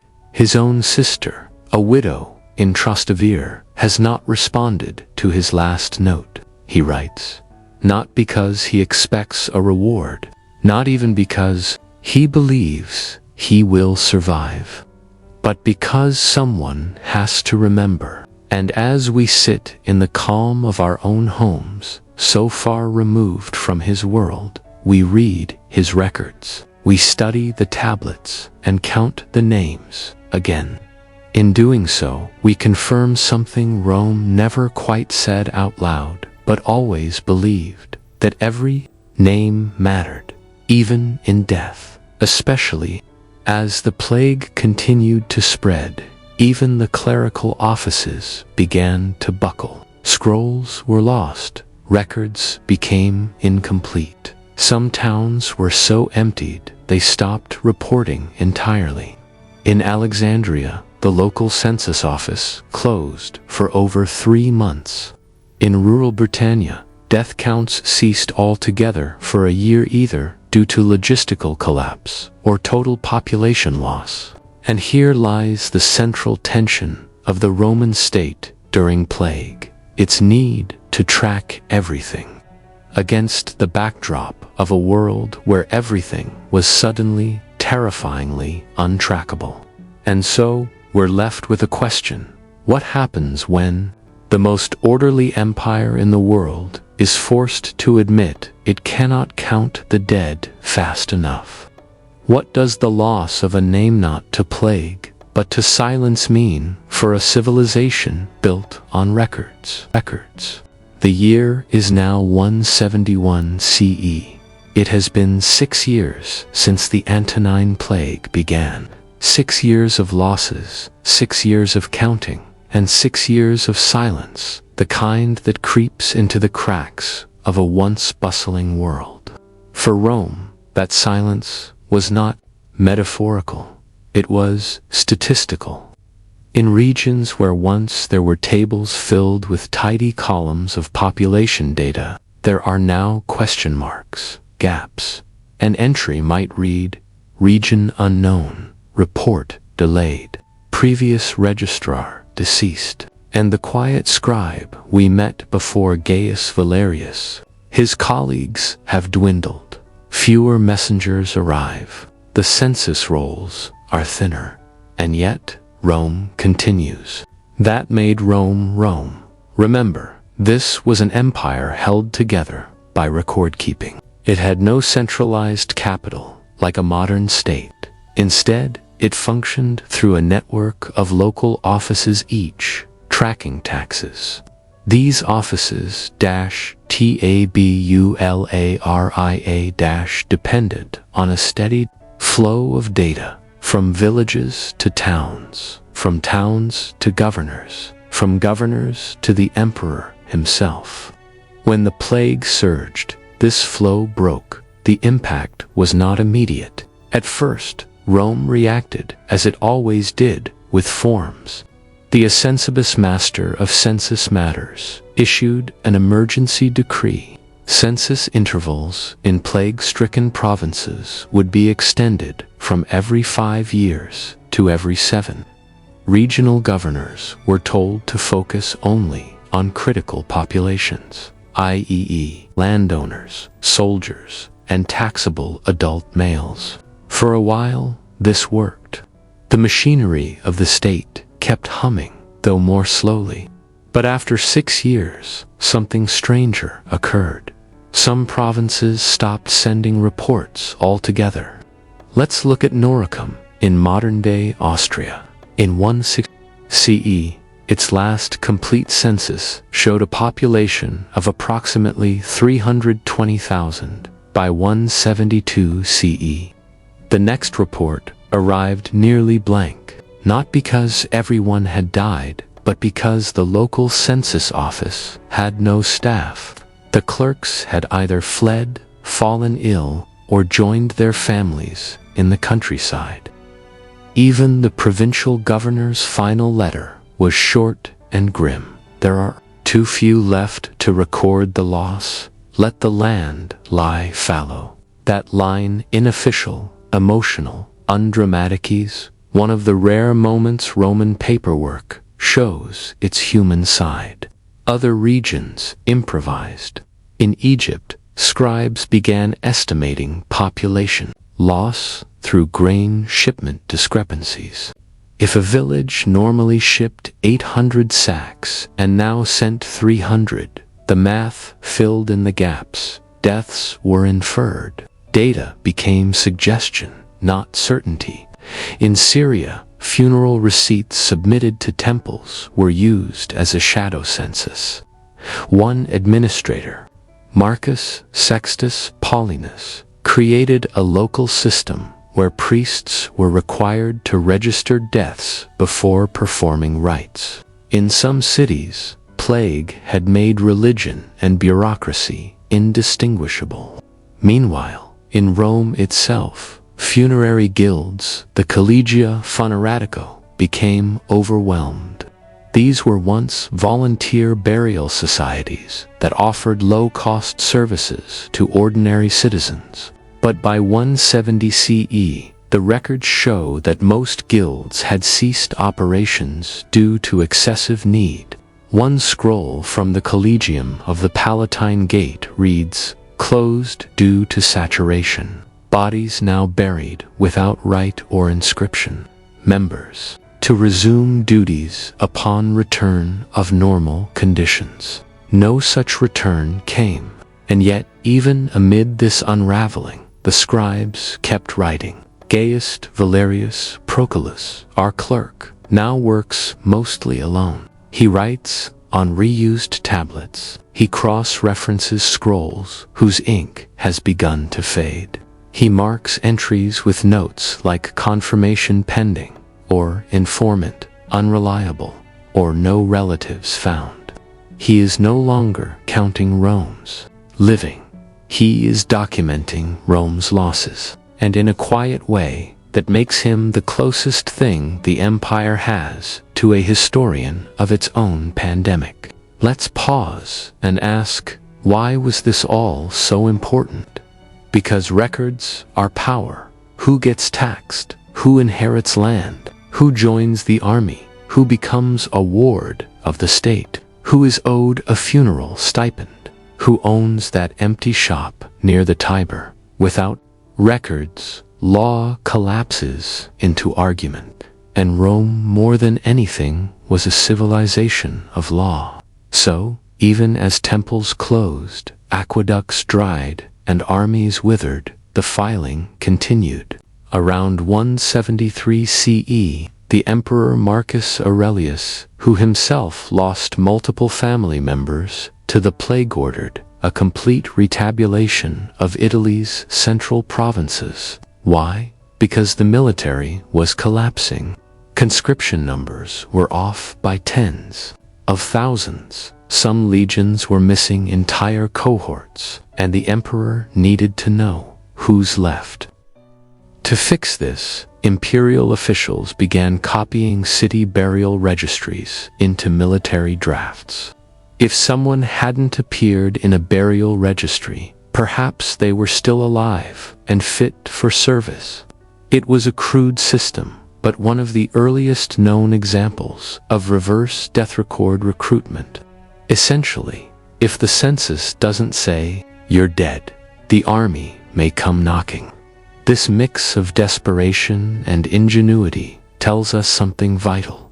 Rome adapted, but at a cost. Civic trust already strained eroded further. People who once voluntarily reported births or property transfers stopped cooperating. Some feared taxation. Others feared being forced to house officials or conscripts. In southern Gaul, inscriptions from this period reference citizens who no longer register with the tabletmen. Census clerks, once neutral administrators, now seen as harbingers of death, debt, or duty. And yet, Gaius continued. By now, his own household was gone. His records indicate a property transfer for his modest home to the state upon his death. There's no mention of surviving family. He names a junior clerk as executor. One final note, in a different hand, adds, Valerius, deceased, plague. Records stored under seal, to be archived upon new census. And with that, he disappears into the very system he served. Today, scholars study fragments from offices like the one Gaius worked in. A broken wax tablet, a clay seal with a census symbol, a list of names, half scraped away by time. Each a whisper from a civilization trying to measure the immeasurable. Even in collapse, the Romans chronicled, they turned catastrophe into paperwork. They met extinction with inventory. So the question lingers, what does it mean when a civilization's final act is not war, not prayer, but a list? What does it say about a people that even in death, they tried to be accounted for, one line at a time, It is now the year 180 CE. The Antonine Plague is fading not because a cure has been found, or because Roman science triumphed, but because there are simply fewer people left to infect. Like a fire that burns out for lack of fuel, the pandemic wanes, leaving behind a landscape of empty houses, abandoned shops, and broken records. And among those records, the last entries of clerks like Gaius Valerius, Proculus, who now appears not in the margins, but in the lists themselves. The bureaucracy, however, goes on. What Rome had preserved through plague was not its population. It had lost millions, but its system of remembering, a memory forged in scrolls, wax, and ledger lines, a structure that didn't cure the sick, but ensured they were noticed, counted, and filed. And because of that, we can do something today that no peasant in 180 CE could have imagined. We can still read their names. Let's look at the legacy of that record-keeping. In the decades after the plague, Rome faced enormous problems, rebuilding its economy, restocking its army, and restoring its sense of order. But the greatest challenge, surprisingly, wasn't material. It was administrative silence. Where once there were neat census charts, there were now gaps. Officials didn't know which estates were still owned. Draft officers didn't know how many sons remained. Tax collectors showed up to houses long since emptied. Rome had to relearn its empire. To do this, the imperial government turned to the only reliable material, the plague-era death records. These weren't heroic tales. They weren't medical treatises. They were dull, methodical lists compiled by scribes who thought no one beyond their supervisor would ever read them. And yet, they became the backbone of Rome's repopulation policies. Using the death lists, officials reassigned abandoned farms. They reallocated slaves who had outlived their owners. They rewrote supply chains, adjusted tax zones, and even redrew district boundaries. All because someone had written, Marcus Tullius, baker, deceased, shop closed, no next of kin. That one sentence allowed Rome to transfer the lease, repurpose the grain quota, and redirect taxes. The empire was rebuilding itself through administrative necromancy, but the recovery was uneven. Some regions never bounced back. In North Africa, certain rural areas were left permanently unpopulated. Roads grew over with weeds. Fields returned to wild grass. Census records simply stopped mid-scroll. In other regions, new populations moved in resettled by imperial decree. In one fragment from 185 CE, a governor in Hispania writes, per census confirmation, 4 farms lie vacant from plague, allocated to returning veterans with full title rights. Names entered under Proculus' schedule, Tablet 7. Even in death, Gaius's work lived on. These bureaucratic fragments also shaped Roman memory. When later historians, such as Cassius Dio and Eutropius, wrote about the Antonine Plague, they didn't only cite temples or doctors. They cited numbers: 2,000 dead in Rome in one day, a quarter of the army lost, villages halved in a season. These weren't guesses. They were taken from tabularium records, the same ones filled out by anonymous scribes. Rome's understanding of its own suffering, its scale, its reach, its toll, was filtered through clerical handwriting, and from this dull precision emerged something unexpected, a new Roman mindset. Before the plague, Rome had believed in continuity, growth, and expansion. Afterward, its laws began to reflect fragility, contingency, and inheritance. Suddenly, legal reforms began appearing. A new inheritance law ensured orphaned children could retain their family's property without waiting for formal guardianship. Land leases included acts of God clauses. Death registration became a prerequisite for all property transactions. It was as if Rome finally acknowledged, through thousands of funerary lines, that everyone dies and the state must prepare. For that, we also see a change in language. In legal texts, terms like mortuorum ratio, the accounting of the dead, began to appear. New roles were created: notari mortis, or death notaries, to handle all estate, census, and tax. Concerns related to plague loss.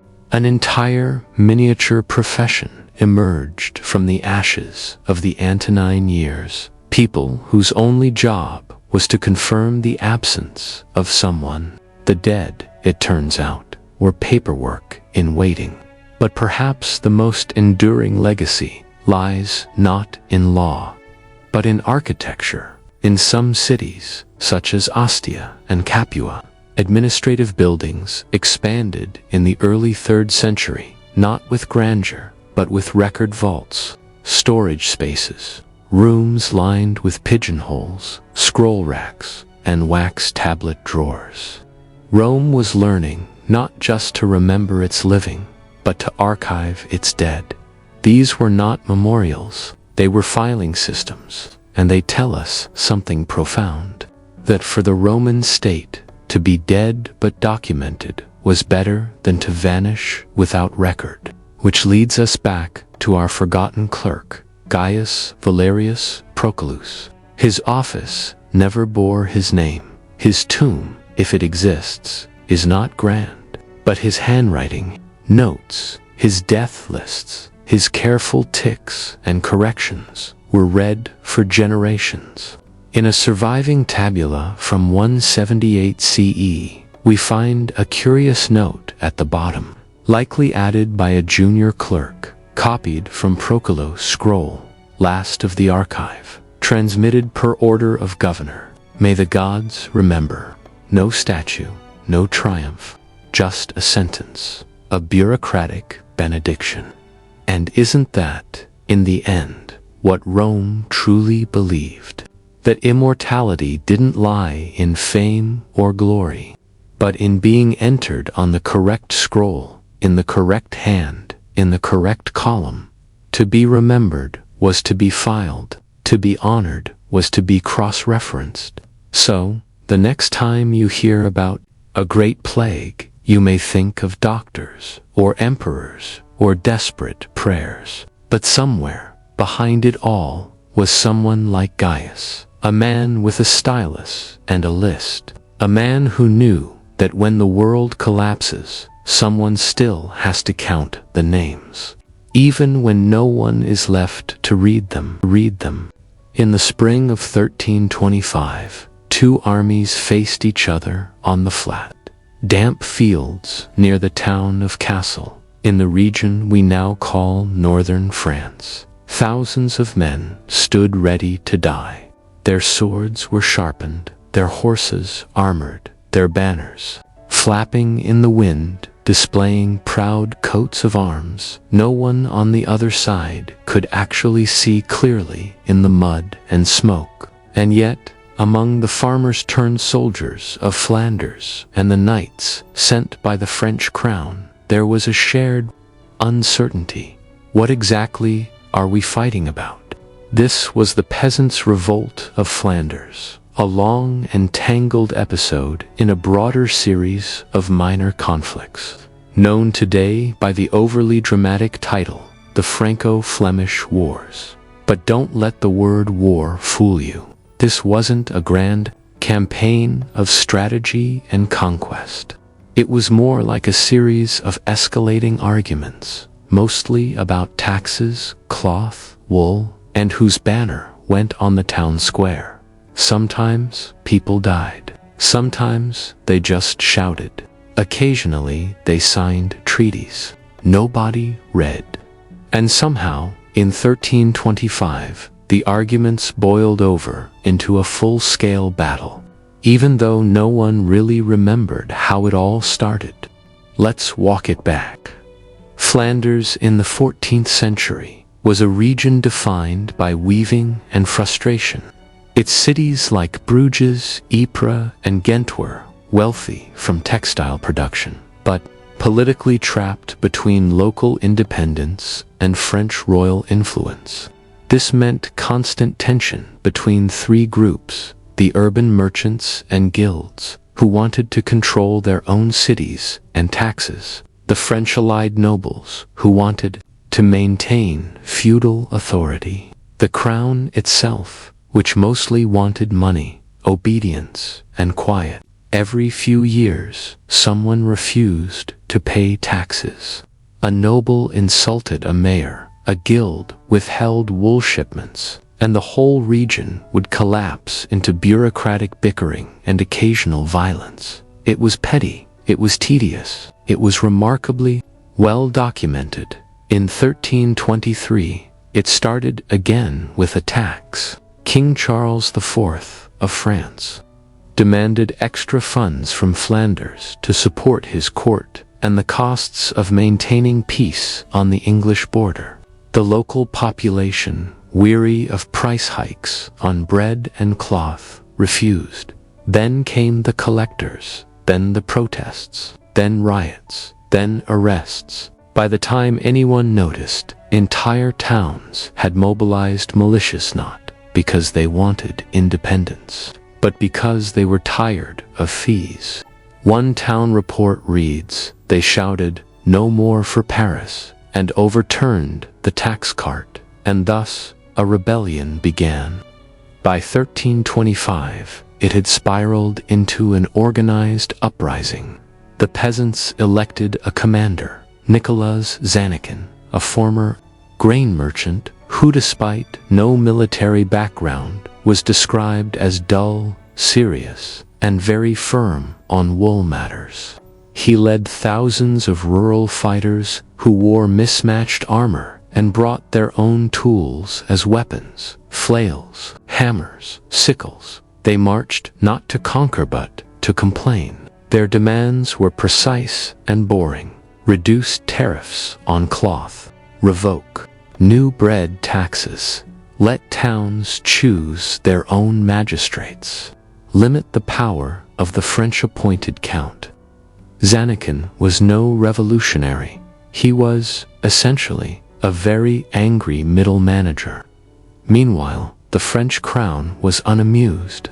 They dispatched an army mostly made up of professional knights, not because they cared deeply about Flanders, but because order had to be enforced, especially if taxes were at stake. And so, in the damp plains near Kassel, the armies gathered. One chronicler notes that many Flemish troops asked local villagers, "Is this where the cloth meeting is?" To which the villagers replied, "No, it's a battle now." The Battle of Kassel, fought in August 1328, was brutal and brief. The French, better armed and more organized, crushed the Flemish rebels. Thousands were killed. Zanakin died.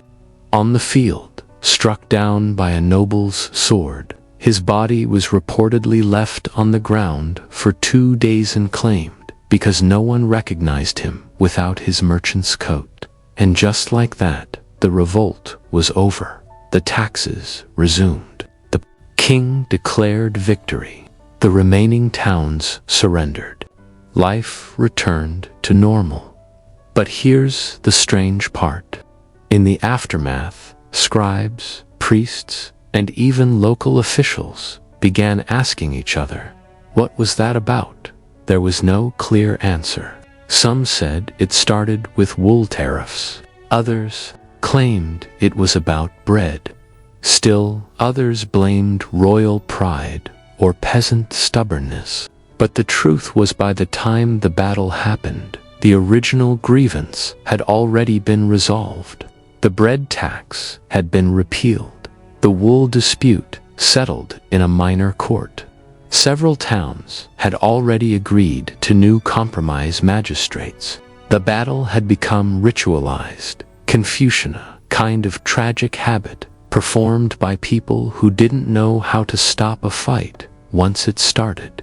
And so it was recorded in the dullest terms. The towns of West Flanders did raise arms and were subdued. Their complaints are noted.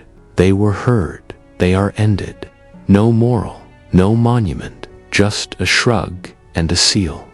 This story might seem too small to Mataran, obscure regional dispute about taxes and textiles, about history.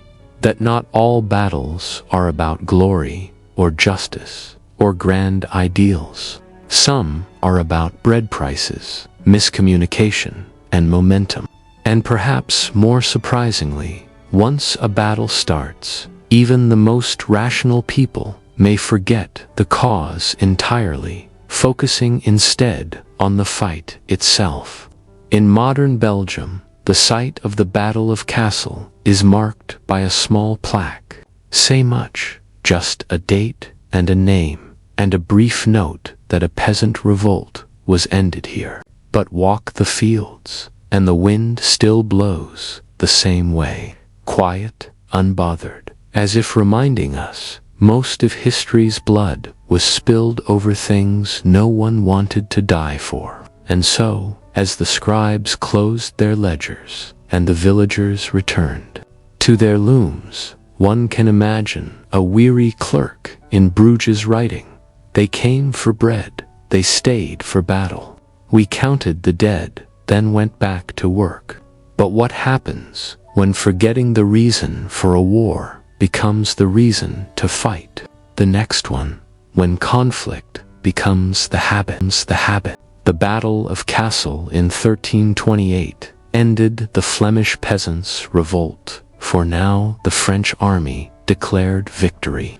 The local nobility reasserted control. Taxes were collected again. The market towns reopened. And yet, something curious happened in the years that followed. People kept preparing for the next war, not because they expected another rebellion, not because they had new enemies, but because fighting had become part of the cycle. You might think war requires outrage, ideology, or conquest. But in 14th century Flanders, war increasingly operated like a seasonal tax, something expected, prepared for, and quietly dreaded.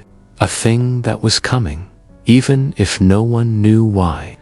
It's recorded in mundane sources, town ledgers listing annual repairs to militia armor, guild meeting notes, scheduling training days in the South Field post-harvest, merchant accounts reserving funds for supply confiscation fees should hostilities resume.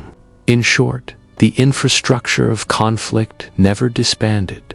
Let's return to Bruges, one of the wealthiest and most bureaucratic cities in medieval Europe.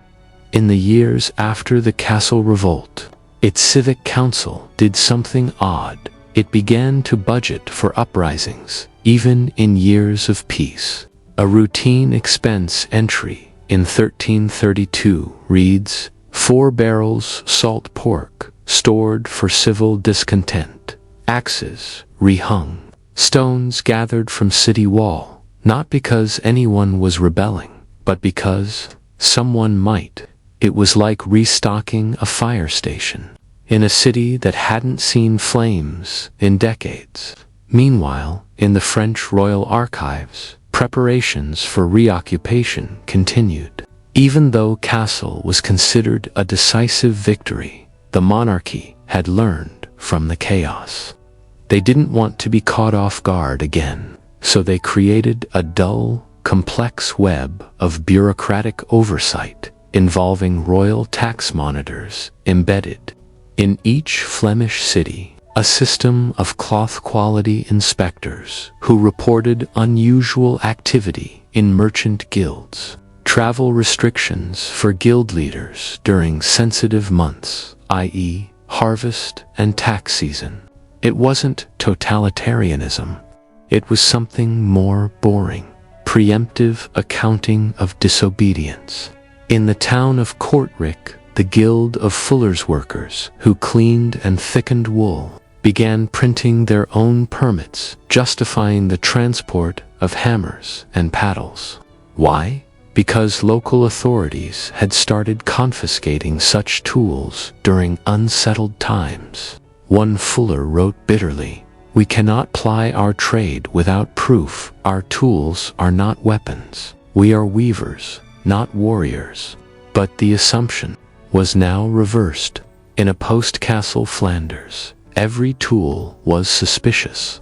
Every field drill, every guild gathering, every town crier's speech could be read as pre-rebellion. The result? A population trained not just to fear war, but to expect it from themselves.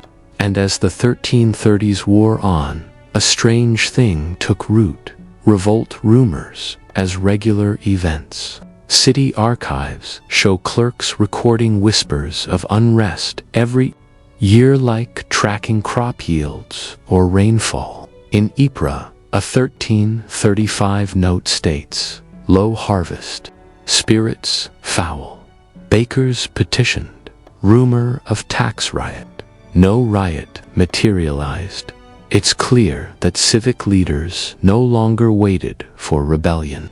They wrote it into the calendar, whether or not it happened. This anticipation had consequences. By 1337, less than a decade after Kassel Flanders was once again under martial review, even though no major revolt had occurred, and yet thousands of French troops were sent north. Watch lists were updated. Scribes produced stacks of reports detailing hypothetical unrest, unverified threats, suspicious sermons. But ask the average townsman why, and you'd get blank stares. One cloth merchant wrote in a letter, "There is tension, yes, but of what nature? It seems we are prepared to fight the smoke of old fires." The cause of this reflexive warfare was not ideology, but logistics. The cost of demobilizing an army had become higher than just keeping one ready. The structures for rebellion guilds, town militias, grain stores were too useful to disband. The process of rumor control became a full-time job. Every time the kingdom returned to peace, it never really left war.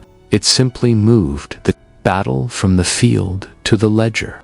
Let's take a closer look at a city official named Peter Claeszoon, a record keeper in Ghent around 1338. His job was to maintain 2 separate scrolls, one for civil expenditures and one for military readiness. What's fascinating is that these 2 scrolls often had identical entries. One might read, "Repaired Westgate for trade route," the other, "Repaired Westgate for defense against internal uprising." 2 realities, same action. Every improvement was double-purposed. Every guard could be called peacekeeper or suppressor. It wasn't just the towns that operated this way. So did the crown. Royal tax offices began to code certain citizens as non-compliant by proximity.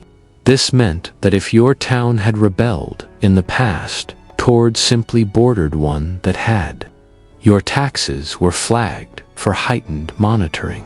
This created resentment in places that had never actually rebelled. In one letter to a royal clerk, a town official from Popering writes, "Our loyalty is not lesser than our neighbors' folly, yet we pay for their fires. This is injustice by map." Eventually, the repetition of rumor, repression, and resource hoarding reproduced rebellion. In 1345, a new uprising broke out in western Flanders, and this time it started with the paperwork. A group of wool dyers refused to pay the revolt surcharge, a tax imposed for potential civil unrest. It's when the local bailiff insisted. The dyers barricaded their workshops. The townspeople, fed up with surveillance and suspicion, joined them. And once again, troops were sent. Fields were trampled. Scribes prepared new death tallies, but no one called it a war. In the official records, it was described as correction of guild misclassification, as if it were an inventory error. And maybe that's what made this period so bleakly compelling. War no longer needed causes, it needed forms. There were riots without declarations, battles without manifestos, defeats without names. Rebels who didn't know they were rebels until the knights arrived. The people of Flanders didn't fight for glory or faith. They fought because that's what came next on the schedule. Back in Bruges, the town council debated a new proposal: standardized militia drills across districts. One scribe asked, "Must we always prepare for wars that never come?" Another replied, "We prepare because that is how we survive peace." And with that, the drills were approved. It's tempting to see all of this as inefficient or absurd, but in truth, it shows us something important about human systems, that bureaucracies remember conflict long after people forget why it started, that institutions learn fear faster than they unlearn it, that the habits of war can outlive the reasons for it. So as the scrolls filled with preparations, warnings, drills, and death tolls, a single unresolved thought lingered. What happens to a society when war becomes not an event, but a process? By the time we reach the 1350s, Flanders had seen 4 separate revolts in 3 decades, less ideological than the last, each more mired in ledgers and protocols. These were not passionate uprisings of liberty or conquest. They were administrative convulsions, like a town's plumbing backing up every few years, messy, necessary, and somehow expected. And yet, by mid-century, something began to shift. The region didn't stop fighting because it found peace. It stopped fighting because it discovered paperwork worked better. Let's begin with a rather dull document, the textile arbitration record of 1354. It's 8 pages long, written in uninspired Latin, and covers a dispute between the dyers of Ghent and the weavers of Bruges over the weight of wool bales. The conflict had festered for 3 years. In earlier decades, this kind of friction would have led to open street violence, possibly a siege, and certainly a royal intervention. But by 1354, something new happened. The guilds petitioned a panel of neutral tax clerks to settle it. Not judges, not priests, clerks, men trained not in law, but in tallying. And they did what clerks do best. They interviewed everyone. They created 8 versions of the same event. They wrote summaries. They issued a ruling that pleased no one but ended the crisis. And, astonishingly, it worked. This marked a broader turning point. The region, perhaps exhausted by pointless bloodshed, began to outsource conflict resolution to bureaucracy. Not because it was fair, but because it was predictable. Got the memo? In 1359, during what could have become a 5th uprising, a group of bakers in Ypres filed a formal grievance about unbearable flour levies. They did not gather arms. They gathered citations. Their letter to the local magistrate included, per the Castle Protocols of 1328, tax changes must be posted 11 days before collection. This was not done. The rebellion took the form of a footnote. What followed over the next 20 years was, by medieval standards, nothing short of revolutionary. Militias became registries. Every town now had an order of urban compliance, responsible not for combat, but for resolving disputes before they turned violent. Their tools, paper and stamps. Guilds became paralegal units. Instead of marching, they lobbied. Instead of barricades, they filed group petitions. Some even hired scribes full-time to draft arguments in advance of new tax seasons. The monarchy created pre-revolt offices. These units identified likely grievance points before they exploded. Clerks reviewed bread prices, harvest yields, and guild tempers and issued early intervention forms.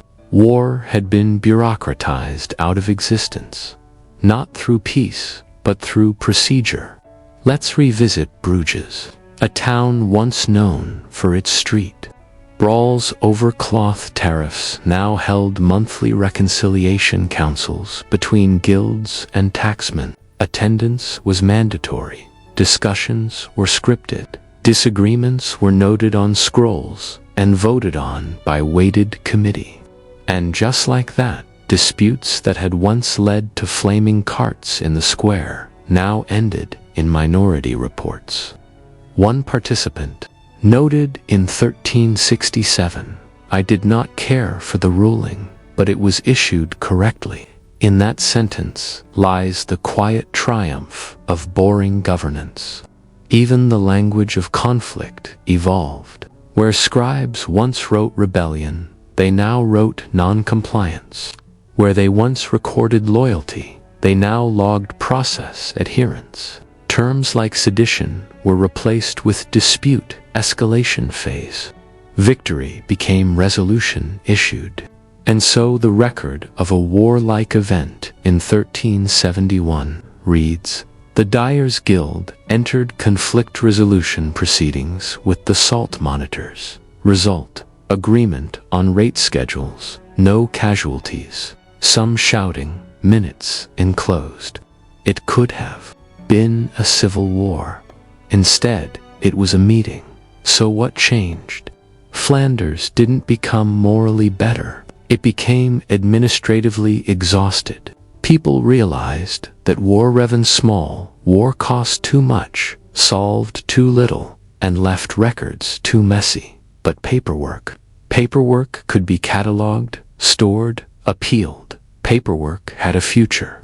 In the final decades of the 14th century, a strange pride emerged. Towns began celebrating well-managed conflicts. There were no monuments to fallen heroes, but there were festivals for peaceful dispute resolutions. Ypres built a hall to honor the 1380 flour ration treaty. Bruges created a guild for masters of the accord. Even Ghent began teaching young scribes how to write conciliation scripts. You might laugh, but for them, this was progress. One last note. In 1394, the last known battle between towns in Flanders occurred. It was not large. It involved a river toll dispute and escalated into a short scuffle between fishing communities. No major injuries. But afterward, the victors did not claim spoils or territories. They did not destroy banners. Instead, they issued a citation to the losing side for failing to follow proper protocols for intermunicipal dispute declarations. That was the final act of violence in a century of repetition, and it ended not with fire but with a fine. We like to think history is shaped by heroes and tyrants, warriors and kings. But sometimes, history is reshaped by clerks' quiet figures in ink-stained tunics who rewrite how we fight. Not by sword or law, but by process. Flanders didn't forget why it was fighting. It remembered to Welland, got tired of losing track of the point, so it stopped. Today, if you walk through the archives of Bruges or Ghent, you'll find boxes filled with old petitions, minutes, council votes, and clerical scrawls. No blood, no glory, just the story of how an entire region replaced its battlefield with a filing cabinet.